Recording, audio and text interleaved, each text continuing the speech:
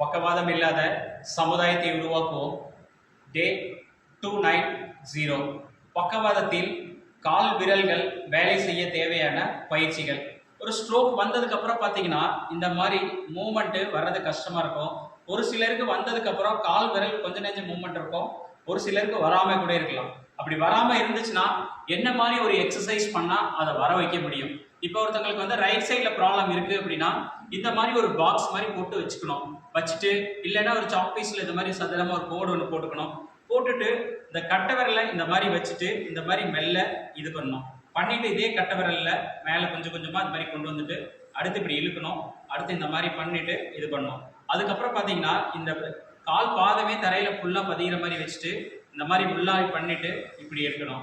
அதே மாதிரி இந்த மாதிரி சைடில் இதில் வந்து வச்சுட்டு இதே மாதிரி முன்னாடி தள்ளிட்டு இது பண்ணி எடுக்கணும்.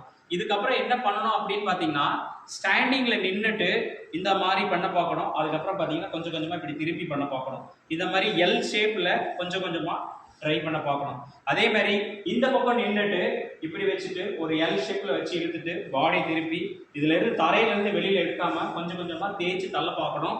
இப்படி தரையில வந்து தேய்ச்சி தள்ளும் போது பார்த்தீங்கன்னா இங்க இருக்கிற மசில்ஸ் எல்லாம் கொஞ்சம் கொஞ்சமாக வேலை செய்ய ஆரம்பிக்கும்.